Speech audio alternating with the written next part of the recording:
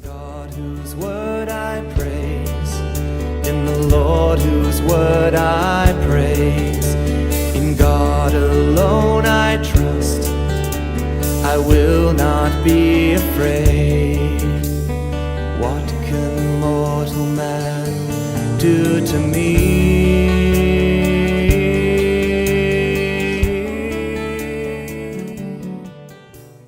Well, greetings everyone, and welcome back to Preterist Apologetics. We are glad to be with you again tonight. My name is Don K. Preston, and that's Mike Sullivan right over there. And I tell you what, we are really excited about what we're going to embark on tonight, and that's a study of what's known as the Song of Moses. That's Deuteronomy chapter 32. And I have to share just a moment here of my own personal background. Growing up, I had no clue, not a hint of a clue of a suggestion of an idea of how important Deuteronomy 32 was. Me neither. I mean, it was just sort of kind of there, you know. It's something you read as you read through Deuteronomy, but its relationship to Jesus, to Paul in the New Testament was just, it was not in my thought patterns. It just simply wasn't there.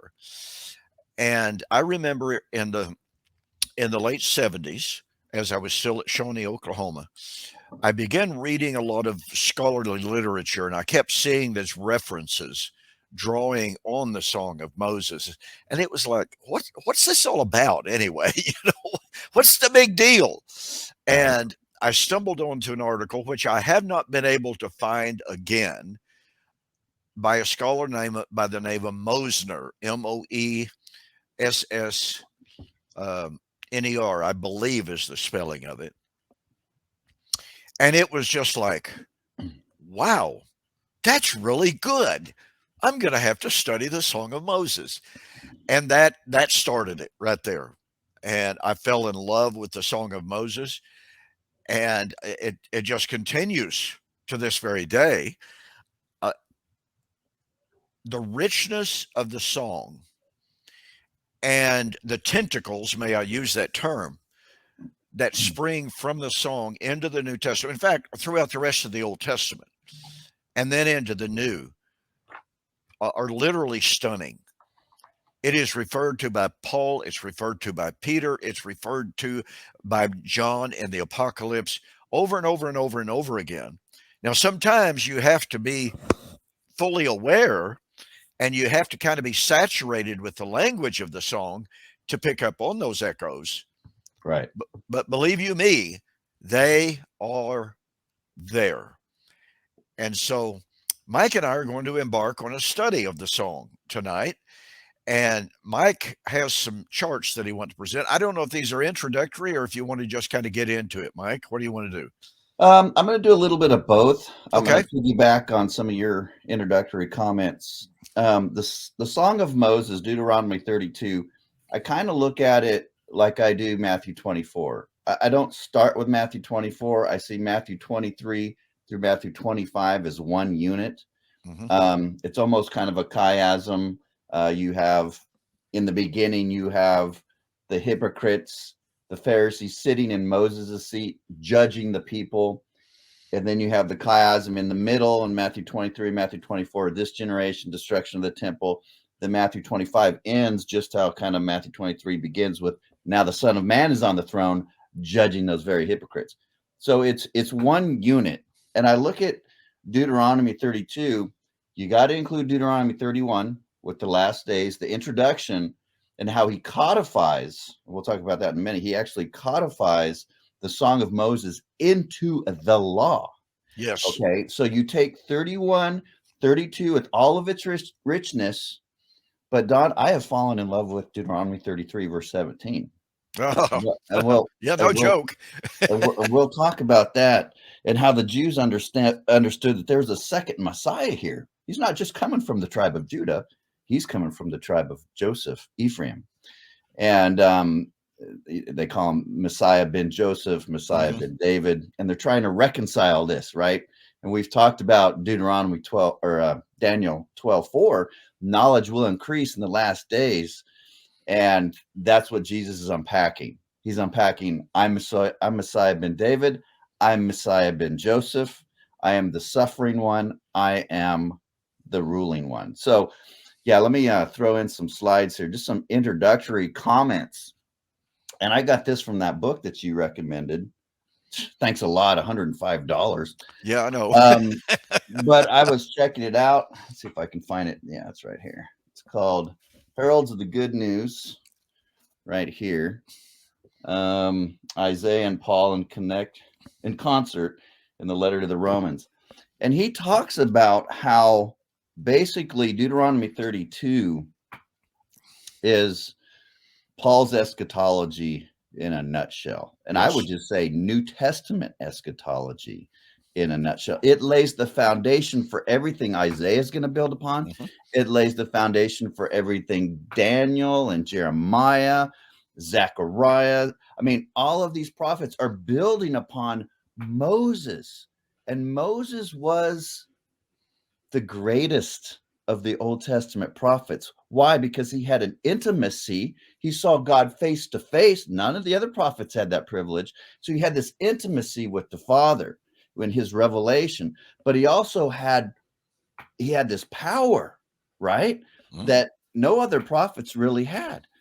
Deuteronomy 18, but there's going to be another prophet, a greater prophet, one like Moses. That's key, like Moses, because now we have the typology of everything Moses does.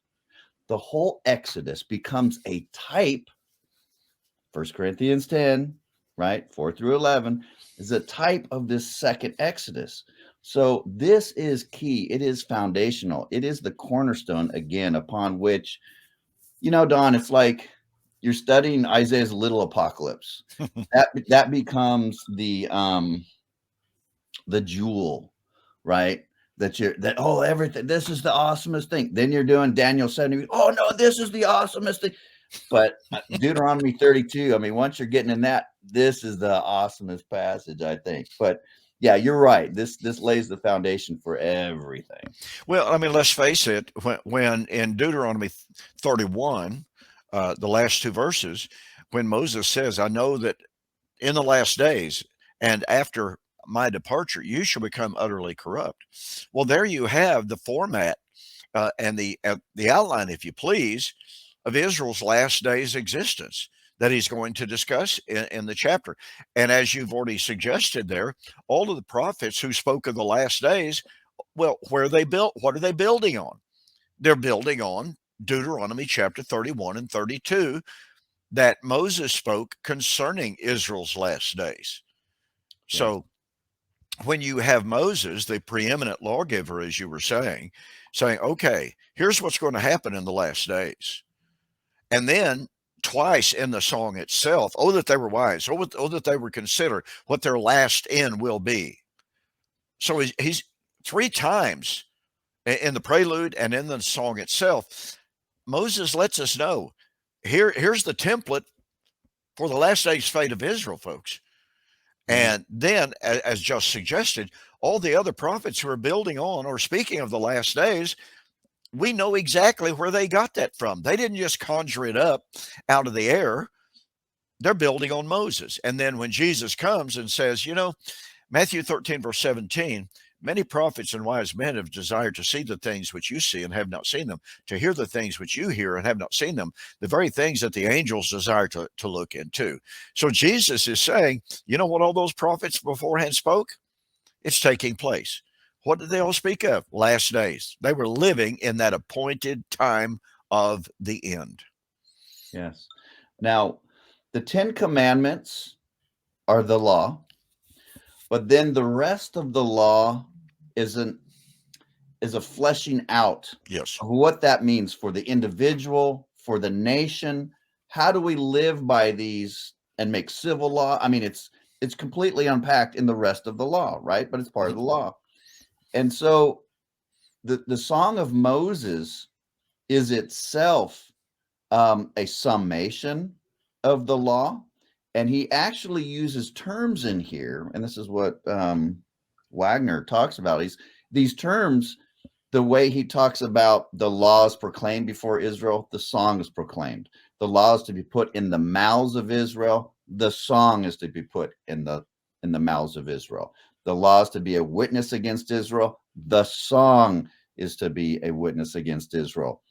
He calls the words of the law and heaven and earth as a witness before Israel. He calls the words of the song and heaven and earth as a witness before Israel. So he's using all the same terms.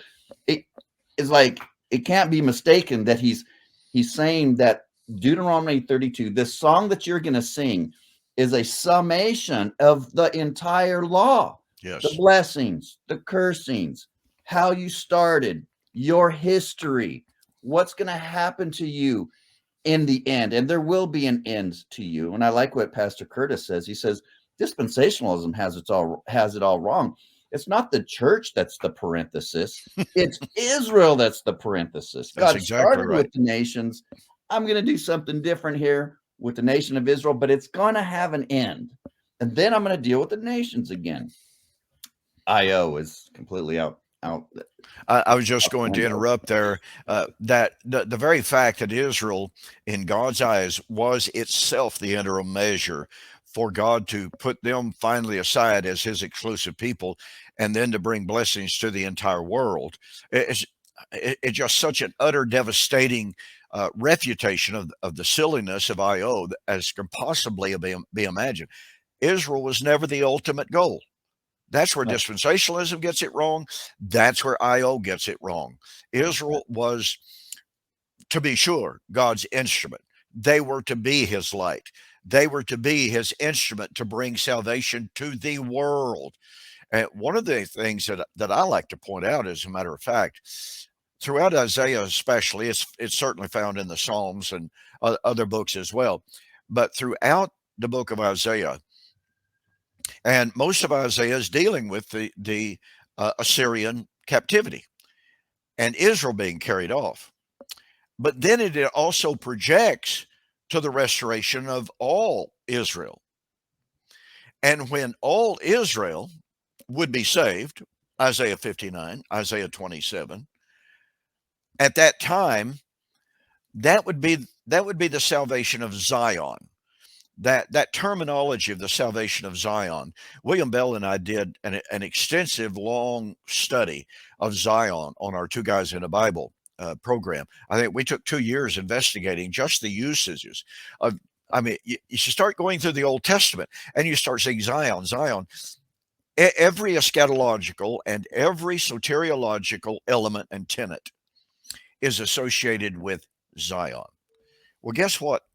Zion is the symbol of the restoration of the 12 tribes. But what's fascinating, and this gets back to the point that we were talking about, Israel, the nation of Israel, was never the ultimate, never the goal. God was going to restore Israel so that then the nations would see his glory. He would restore them so that the nations would know that he is God. And they would glorify him. And so when we read about the restoration of Israel / Zion, and then we read about the salvation of the nations, that's talking about the ultimate goal. Salvation would come, just like Jesus said, salvation is of the Jews. Comes through. They are the conduit. Right. They are not the be all, do all. Right. End goal. Right. They are the conduit, kind of like Paul said, the law was given as a schoolmaster to lead us to Christ. And they were under a schoolmaster until the master, the seed, the promised seed would come. There's that conduit concept, okay? And so Paul says in Galatians chapter 3 and verse 14, the blessings of Abraham would come and they would be poured out on the Gentiles so that we, that's Paul's we, i.e. the Jews, might receive the blessing of Abraham. It's kind of a circular deal, but nonetheless, and it really is, God would bring salvation to the Jews first. They would bring it to the Gentiles which in turn would result in the salvation of all Israel. In other words, that would consummate Israel's salvation history, bring that history to an end so that the unending new covenant world of Christ, inclusive of any man and of every man, would be born and come into full bloom. Amen.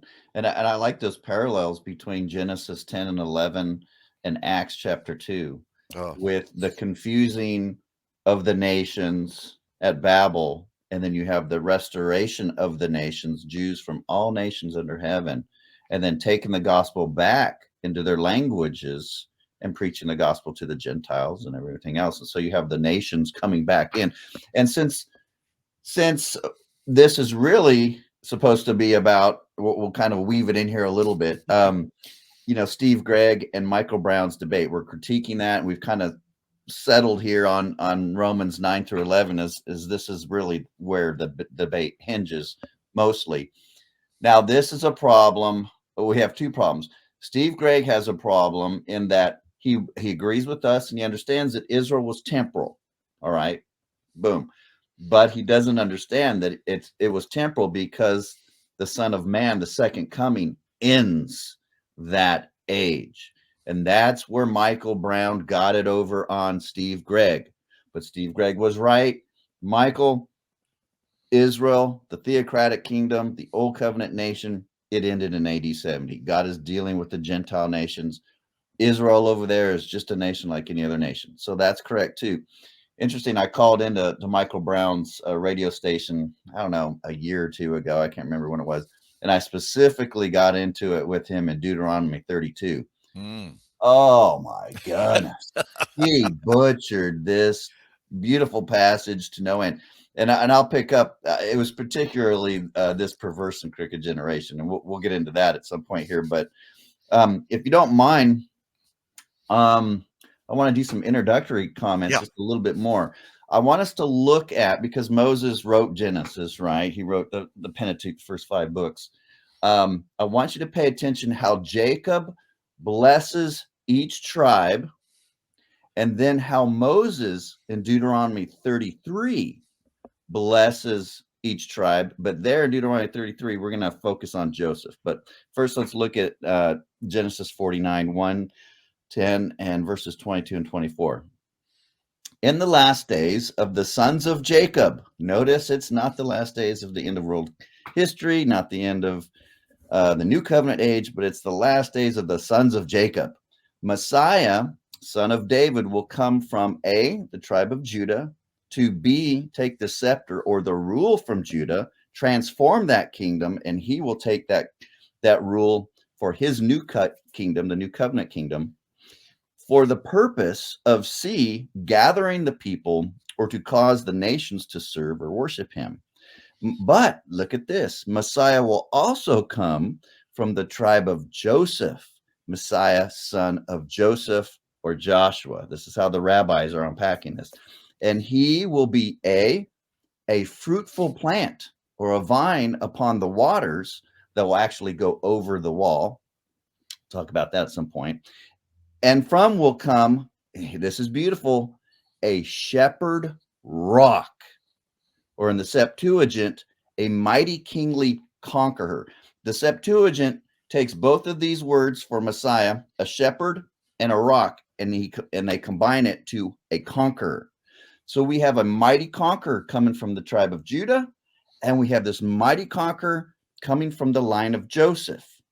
Now, let's go to see what Moses has to say. Now he doesn't attribute any animal to the tribe of Joseph, Ephraim, and Manasseh. Remember, we have 2 tribes coming from Joseph because Jacob adopts Joseph's 2 sons.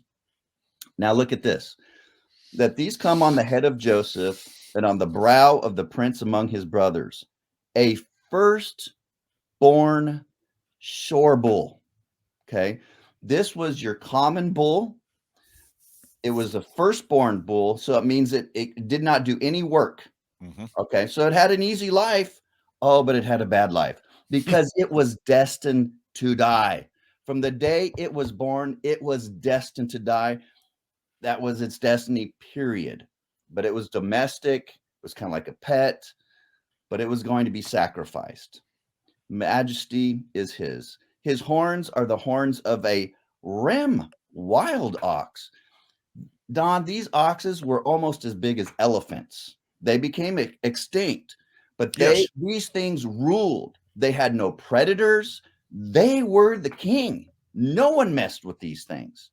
And he's saying, this one coming from the line of Joseph, he's going to be he's going to be sacrificed. Now they're trying to work this out in their heads, right? How can Messiah be a shore bull that's going to die, but yet at the same time, this mighty, glorious ox? Now look what he does. With them, he gores the peoples, driving them to the ends of the earth. So he is a conquering, again, he's this conquering shepherd rock, mighty, glorious ox that goes through a transformation of death to conquering. Okay. And so, and these are just, I'm just putting out the parallels here. Messiah David, Messiah Joseph. And remember, Joseph was the firstborn. And then what about Ephraim? What did Jacob do? He switched the hands, right? Mm-hmm. Okay. So this concept of Messiah being the firstborn, well, it comes from the Passover lamb, right, in the Exodus, but it also comes from this. All right. These prophecies of the Messiah specifically would be a firstborn, and he would undergo this transformation. And then we can get into that. But I love that picture, and the rabbis didn't, and this is all through the Psalms. This is a beautiful journey. Let me see if I can get this book. I'll show you guys. It's this one right here. Messiah ben Joseph by David C. Mitchell. I highly recommend this book. I mean, I don't have that. It's a rabbit hole, but it is one that you are going to be blessed if you do it, because this concept of Messiah is picked up in the Psalms. Oh, yeah. Zechariah. And you're scratching your head going, wait a second, Messiah comes from the tribe of Judah. He's coming from David. But then you have the kingdom split. So you have a Messiah that's going to come from the southern tribes, and you have a Messiah that's going to come from the northern tribes. And then they get assimilated in the Assyrian captivity. Then they become the half-breeds of the Samaritans. And then Jesus, John chapter 4, he goes to the well. What well is that? Oh, that's Jacob's well. But Jacob gave it to Joseph. So here's Messiah ben Joseph, their Messiah that they're waiting for. And Jesus tells her, I'm him. Yep. I'm your Messiah, but I'm also Messiah over here. They're one and the same. He's going to bring the two sticks, Ezekiel, into one, because he's not limited to just that. And these guys didn't know what to do, because they're like, this Messiah ben Joseph, there's all these texts, and it talks about, well, he can't be Joseph because it's talking about future. So they thought it was Joshua. So they had this concept of Messiah ben Joseph / Joshua, because it talks about him being this conqueror. And they said, well, it's got to be Joseph. And then they're like, well, no, Joshua only conquered 7 nations in Canaan. And this mighty ox, he conquers the earth, the nations. So then it was there that they began to say, these guys, Joseph and Joshua, were types of the Messiah to come. There, pardon me. What most people do not realize, it seems, and you've illustrated it beautifully there was such confusion on the part of the Jews because they had this concept of 2 messiahs. And the Messiah from Judah was, how do I express this, the dominant expectation, but lying in the background was Messiah ben Joseph. And so and then of course they had the expectation of the priest, the great priest, Melchizedek. He would come. And then you've got Elijah. He would come. So there was an entire matrix of end times expectation in Israel. And it was what's so very fascinating is this was particularly at a fever pitch in the first century because the rabbis knew Daniel 9, Daniel 2, Daniel 7. They knew that they were living in those days, which of course raises, pardon me, this raises a really interesting issue against the skeptics and even the higher critics. Oh, well, Daniel 2, Daniel 7, even Daniel 9 and Daniel 12, it's about the period of Antiochus Epiphanes. Well, evidently the first century rabbis didn't realize that. Right. They didn't have those liberal they didn't have Bart Ehrman to date. That's exactly Daniel right. for them, or John Collins or whoever. They just didn't have those guys to figure it out. And yet they were dealing with their own skeptics, but they used these passages. They used Daniel 2, 7, 9, and 12, Daniel 9 especially. And there's a marvelous book. It's about that thick, No Stone on Another. And it goes into tremendous detail. And it's published by Brill Academic Press, by the way. But it goes into tremendous detail chronicling how the rabbis were pointing, many of them, not every one of them. I don't want to come across wrong here, but many of them were pointing directly to AD 70 as the coming terminus of the 70 weeks. They realized this. Yes. And they knew that that's why, by the way, in John chapter 1, you have the Jews coming out to John saying, "Who are you? Are you the Messiah?" No. Well, are you the prophet? No. Well, then who are you? Because they had all of these different concepts, and they felt like almost contradictory expectations. Well, is it Judah or Joseph? Is it prophet? Is it priest? Is it who in the world is coming? Well, we know someone is, and the time is right. Yeah, and this is something that I address in my book, Armageddon Deception. I wanted to get it in print, and I did. And, I piggybacked off of Margaret Barker's article on the Jubilee. Oh, yeah. And she points out that the Jew took the 70 weeks. And we focus on the end because we can see that the end is AD 70 clearly.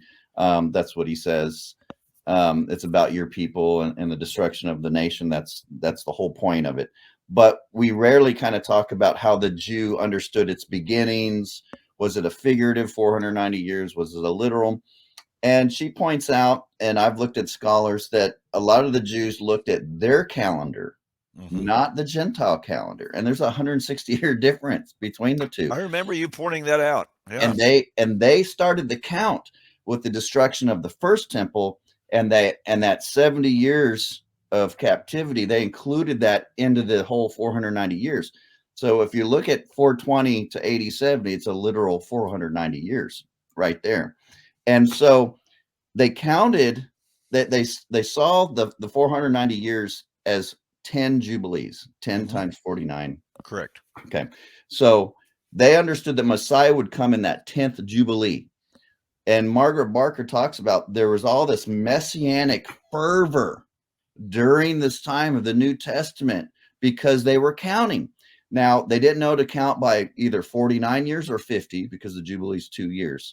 And they didn't know if they should start at 422 or 424. And so he was going to come between AD 17 to AD 28. That was your period that Messiah had to show up. Now, and Jesus talks about this when he talks about John and Elijah. He says, the Elijah about to come. They were expecting Elijah who was about to come to prepare the way for Messiah. All right. So that's why they had this imminent expectation in the times of Christ, because they knew Messiah had to show up between AD 17 or at the latest 80. Well, it depends on how you AD 28 really is right around that time frame. And Jesus comes, opens up the scroll of Isaiah 61 and Luke 4. Hey, that Jubilee. Hey, guys. I'm him. That's exactly right. Right on time. Yeah. And I this was rather stunning to me early on. When I did not realize there was such an incredibly strong, widespread messianic expectation in the first century. I've never been real good at chronology. I'll be very blunt about that. Yeah, me neither. I've never felt comfortable getting into, well, it started here. And I know some people get into gematria like crazy. I know that's just, Right. I told somebody just the other day, they weren't even talking about Bible things, but they were talking about math things. And I said, look, anything beyond 2 + 2 = 5, I'm lost. And so, like I said, I don't get into the mathematical calculations, but we can see all of those distinctive, all of those incredibly important events that had to happen during those period of times. We knew when. We know of the different decrees to restore and to rebuild Jerusalem. So those had to play into it. Whichever one that you want to point to, they all played a part in it. So you have these very, very distinctive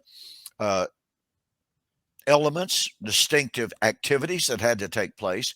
And people love to disparage the Jews. Just the other day, I pointed out to someone, well, what you need to understand, what is very, very important on the issue, I don't even know what we're talking about now, is that the rabbis, basically all of them that I was aware of, I'm sure there were some exceptions, but the rabbis taught. And I've pointed this out on different occasions. The rabbis taught, the rabbis believed, we have this testimony, et cetera, et cetera. And people come back, well, I don't care what unbelieving rabbis taught. Well, it's easy to just wave your hand and be dismissive of that. But guess what? The same rabbis believed in the coming of the Messiah. Do we take that and just dismiss it? Mm-hmm. Those same rabbis believed that the kingdom was going to come. Do we just dismiss that? Well, we can say they did not understand the true nature of it, but that's not the point. They expected the coming of Messiah. Not only that, but the high priest even knew that one valid interpretation of the Son of Man in Daniel 7:13 was that they had the doctrine of the two powers. Somehow he's God. We don't fully wrap our minds around it, but he's divine. Yes. All right. And so although they claim it's blasphemy because he's saying he's God, that was definitely a valid interpretation for the Jews before Christ and before that time. So yes, we can have even valid understandings from unbelievers about the Messiah, but when the Messiah comes, he's light that has come into the world. But men, the Pharisees, agape, love the darkness rather than the light. Jesus is saying, I'm the fulfillment of all your feasts. I am what you expected. But because of your pride and because of your idolatry with the temple, and most importantly, your love for the power, because I'm going to take the scepter from you, and you don't like that.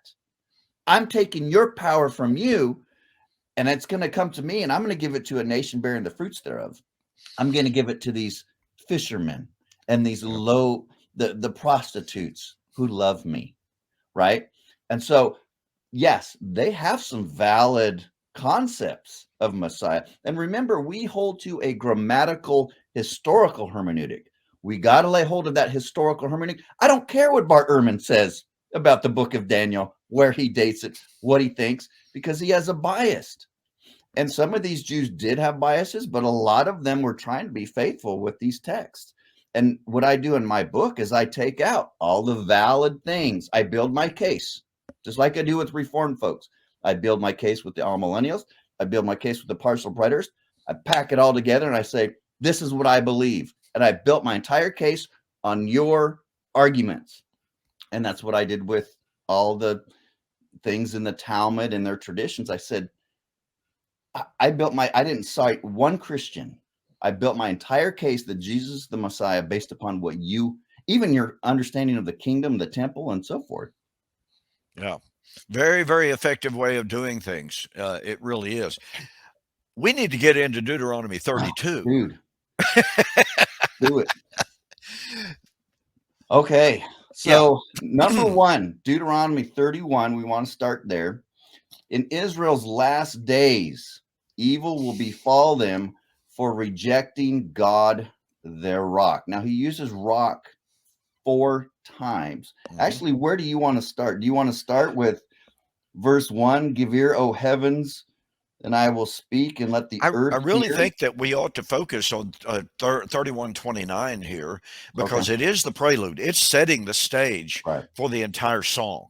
Okay. And so we need to understand that Moses, and I've said this many, many times, Moses is not talking about the end of time. Right. Moses is not talking about the end of the Christian age. He is talking about the last days of Israel. You know, I was raised, Mike, believing that the term the last days, that's talking about the Christian age, the entirety of the Christian age. That is the last days, which is Kenneth Gentry's view, by the way. Right. It's very, very common among post-millennial people and all millennialists as well to define the last days as the entirety of the Christian age. The From last days Christ's also, first coming to Christ's second coming. That's the yeah, last days. exactly right. I was taught, believed for many years, that the last days began on the day of Pentecost, because after all, Peter stood up after the crowd accused the apostles of being drunk. Peter stood up and said, "Men of Israel, hear these words. These men are not drunken as you suppose, seeing it's but the third hour of the day.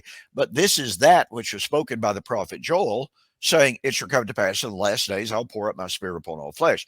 So I was taught, well, see, there you have it. Peter said the last days were beginning. No, he said in the last days, while the last days are present, Right. I'm going to pour out my spirit. This is that. This is that. So here we have Moses, and this is a question that jumped into my mind years and years ago as I was struggling with my own concepts of what the last days were. Is that, well, okay, if the Christian age is the last days, and if God was through with Israel at the cross, then why is Moses talking about what happens to Israel in the last days? Here comes the premillennialist Yeah, nightmare on you. that's exactly right. And when I've asked my amillennial friends that, you know, you kind of get the deer in the headlight look. It's like, I don't know.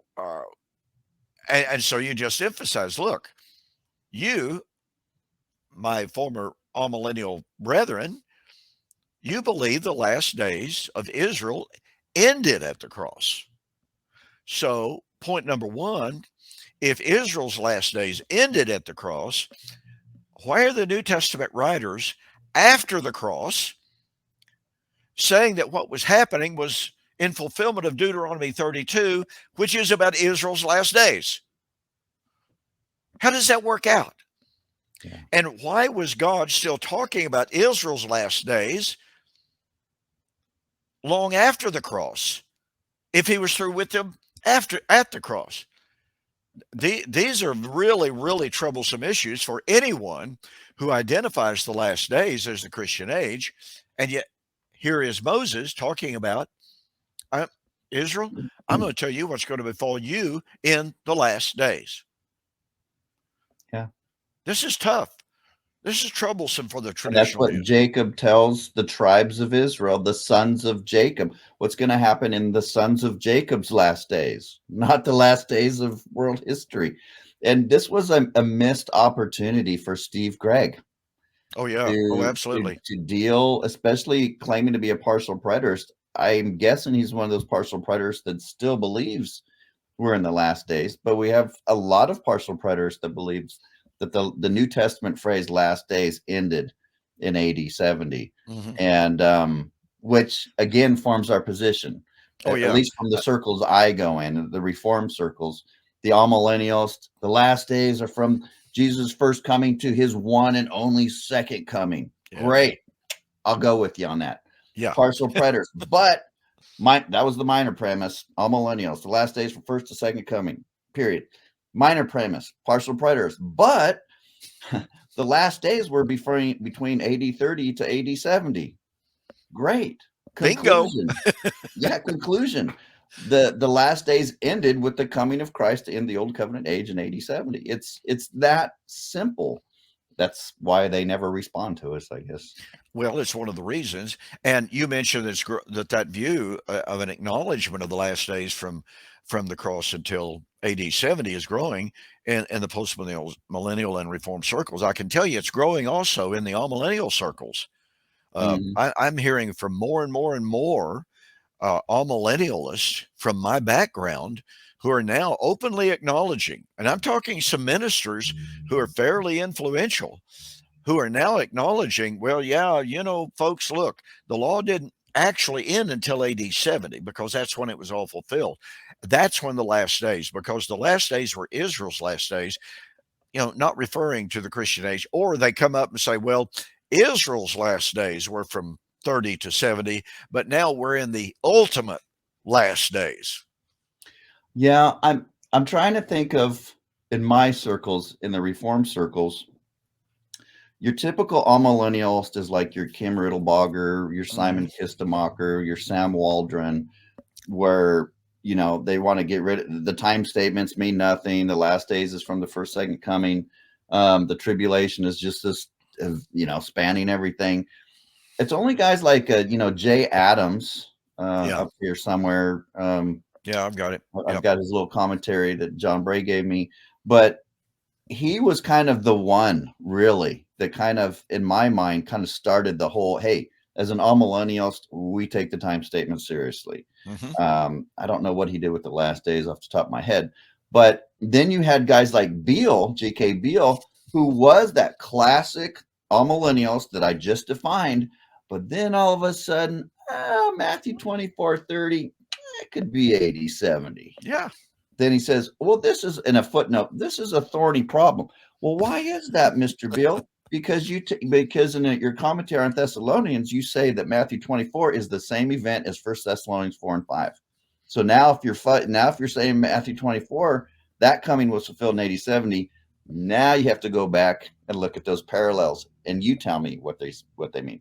But so in my circles, just all to say, it seems to be, although partial preterism is spreading, it seems like they just jump from amillennialism into postmillennialism because they don't want to carry the time text into the amillennialism. It's just like from one system to another. They haven't really, amillennialism just hasn't embraced the time statements and kept amillennialism. Does that make sense? Yeah, I know exactly what you're saying, and like you said, that it's a dichotomy, and it's almost a paradox to go from here to there without considering. Wait a minute, what's the consistency here?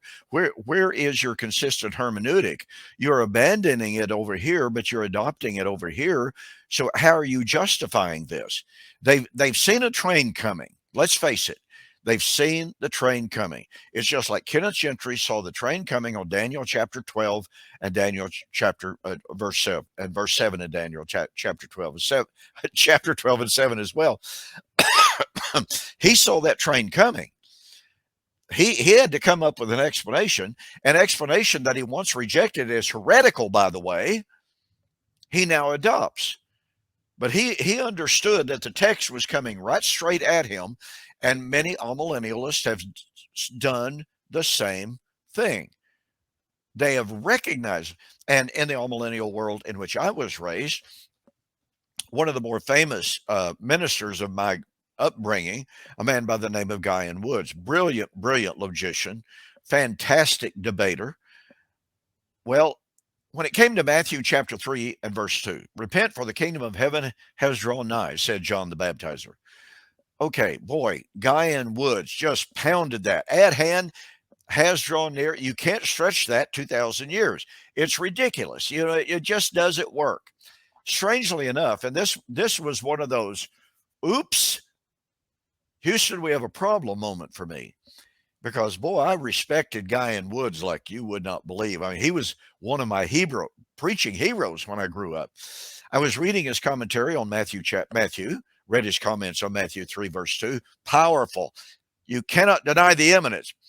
James chapter 5, verse 6, the coming of the Lord has drawn near. Same identical Greek word, same identical Greek tense.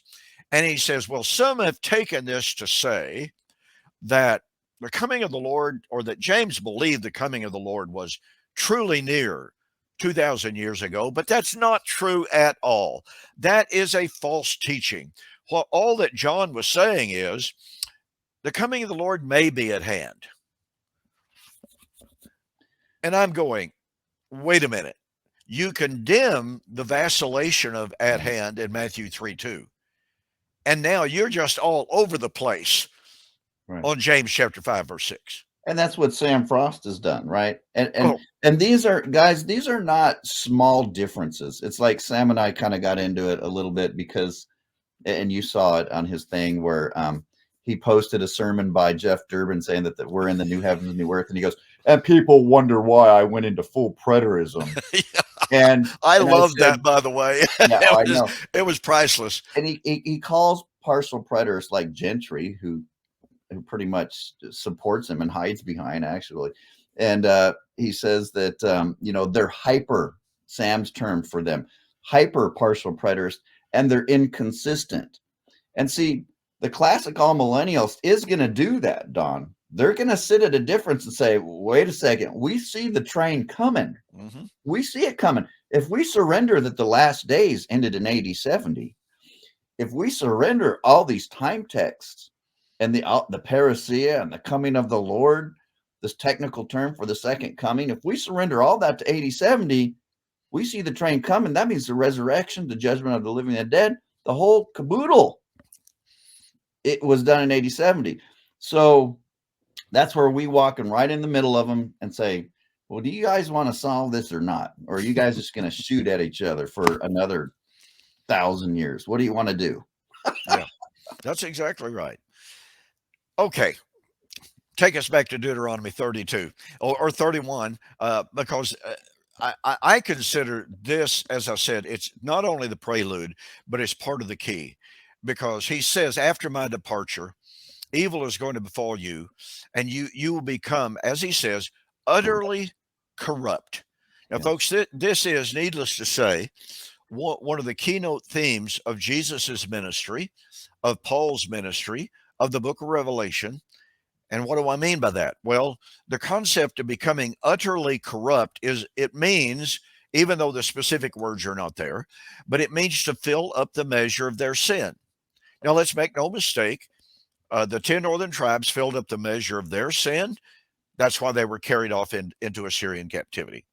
The 2 southern tribes filled up the measure of their sin. They were destroyed by the Babylonians in 583. We could even point to Daniel chapter 8, verse 23. In the time of Antiochus Epiphanes, Israel, Judah specifically, had once again reached a climactic point of sin in the nation.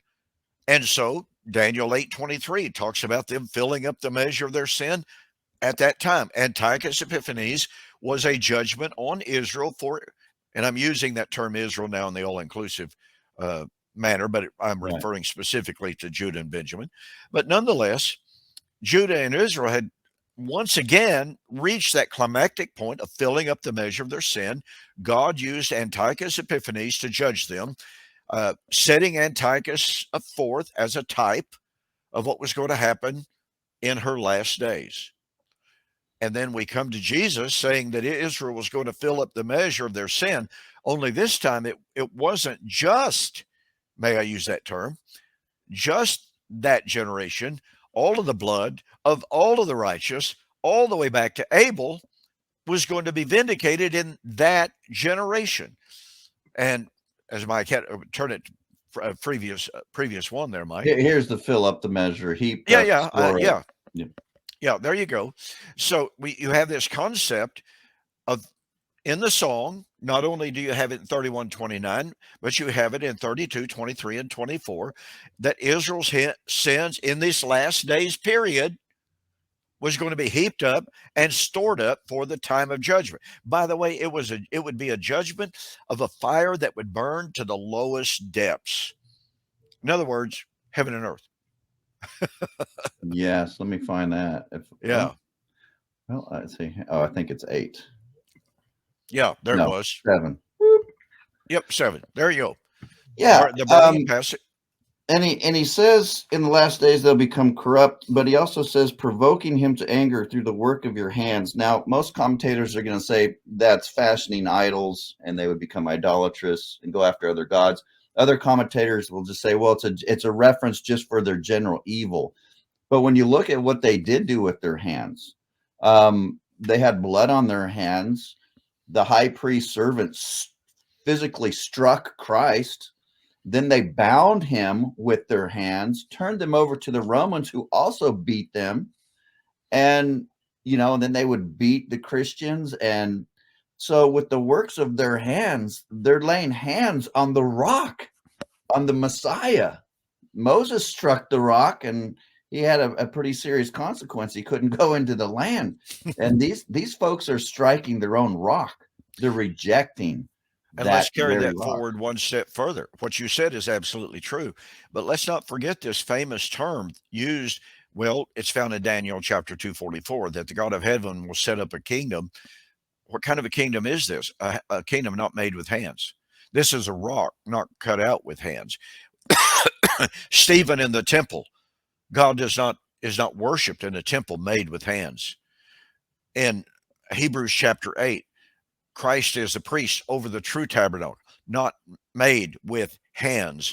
And so this concept of the last days, the work of their hands, is the physical things of their very worship. They worshiped in the temple with their hands. The temple was made with hands, and everything that they did was the worship of their hands. It became an idol. It became an idol. That's exactly precisely where I was headed. And so when you conflate that with everything that you said, with their hands, they did the evil works. Then you have an evil partnership of made with hands and works of hands.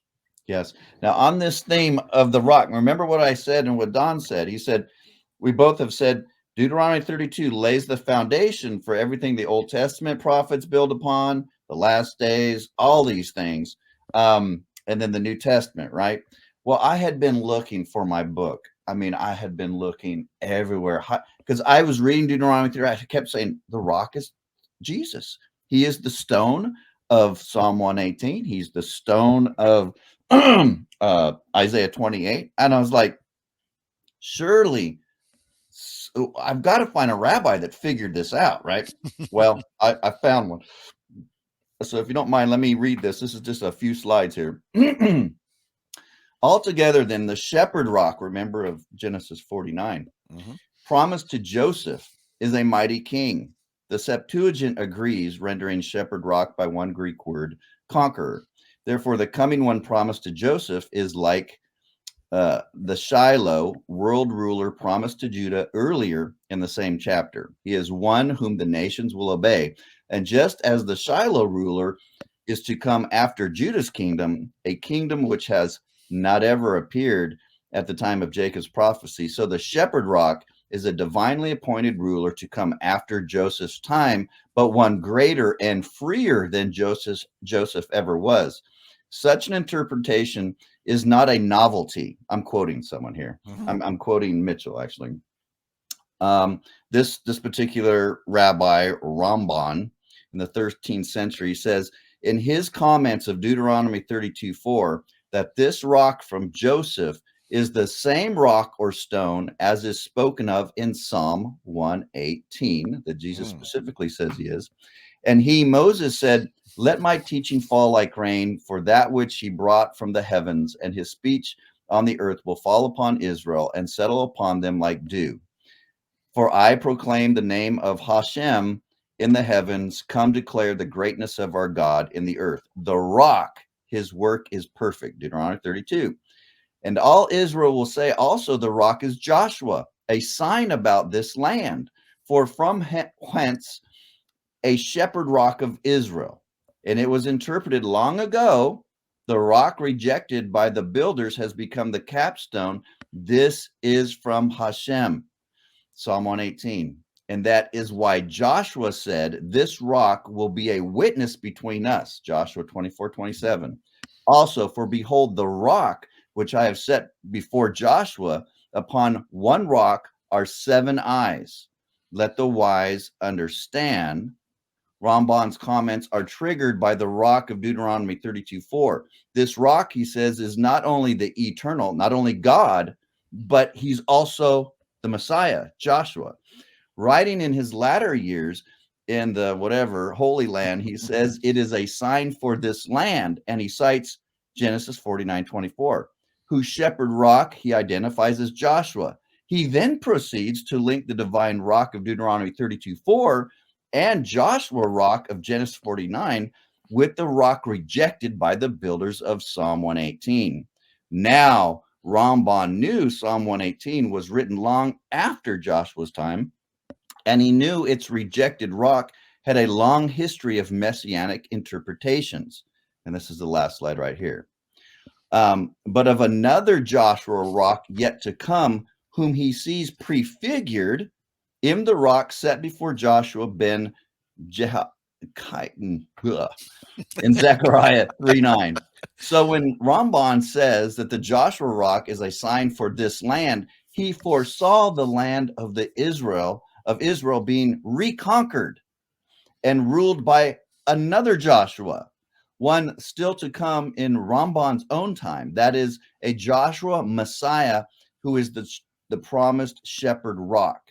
I'll stop there. But the point is that some of the rabbis made that stone rock connection and actually did go back to Deuteronomy 32. And they said that, which has profound.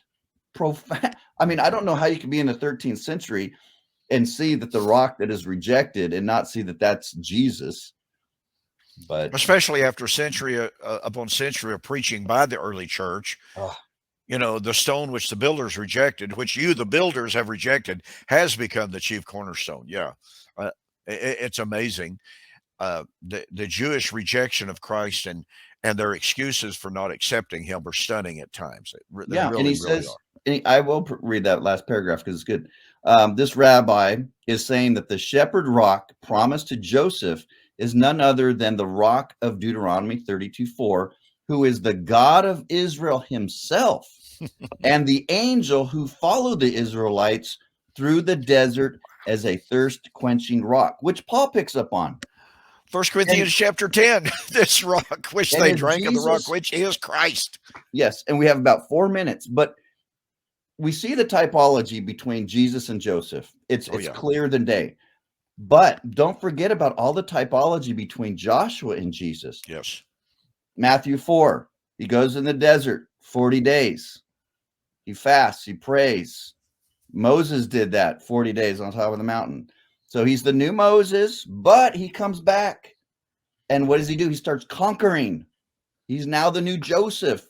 He's casting out demons. He's setting people free. He's conquering the land, and he gets his disciples, and they go out and cast out demons, and they're conquering the land. And then in Revelation, we have a city, don't we, Don, that comes down at the sound of the seventh trumpet.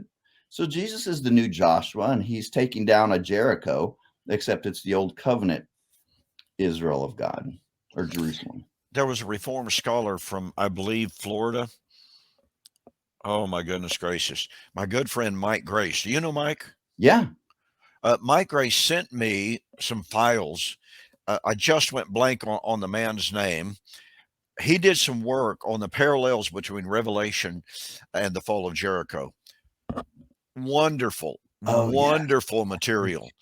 Yeah, he was writing a book. He was writing a commentary on Revelation, right? Yes, he was. Yeah, I don't know if he ever finished that. I've got a lot of his material. Yeah, he teaches at Knox Seminary. Yes, exactly right. But exactly I know who right. you're talking about. But I went through the material enough to know that, wow, this is just fantastic stuff. The type, the antitype, all of the connections in between. And a classic example of how could a man see all of those connections and not be a preterist? Right. I failed to see this. I mean, it's just like, holy cow, you've got it here, here, here, here. Come on, dude, make your conclusion. You've got the right, you're pointing all of the arrows, you're shooting all of the arrows. It's right there. Yeah. I wish I could think of his name. I apologize for that. Dorothy used to send me all of that guy's stuff, and he was working on a commentary on Revelation, and she would send me all of his stuff, and I was like, wow, this is great. And I remember that Joshua stuff. I was like, wow, this is powerful. Yeah, I exactly. don't know if he got his commentary published, but if he did, I don't know if he did either. But if he did, I'd buy it for sure. Absolutely. And I'll look in my database and I'll see if I can find that. And if not, I'll ask Mike Grace about it. And I know that he's got the linkage for a lot of the articles. There was a website with a lot of the guys' work on it too. So anyway, I believe we're out of time here. We've got about 30 seconds. Let's wrap it up. Okay. Well, look, folks, we just barely set the stage for Deuteronomy chapter 32. This material on the rock, absolutely fantastic. It's wonderful. It's exciting stuff. But keep in mind, let's reemphasize this. Moses is very clear. The Song of Moses about Israel's last days. The Song of Moses is the ground and the foundation for a tremendous amount of New Testament eschatology. So if the New Testament writers, including Jesus, were drawing on the Song of Moses for their eschatological teaching, then what do we expect the New Testament writers to be teaching about? Oh, the last days of Israel, not the end of time. And I believe that wraps it up for this evening. Amen. Well, you get some grub with Jan, and I might go see a movie. I might go see Dune, since I've got a night by myself. I started watching Dune a long time ago and never did get to watch it all the way through. That's quite a movie. Yeah. Tremendous special effects. We'll see you next Friday, and I'm excited. We just touched the surface, but we just barely. What a glorious surface it was. Amen. Amen. Good night. All right, man. Take care, guys. Thanks for watching.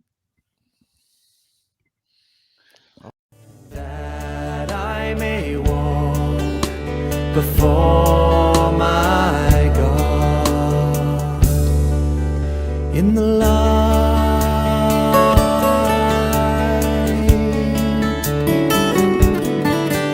in the light,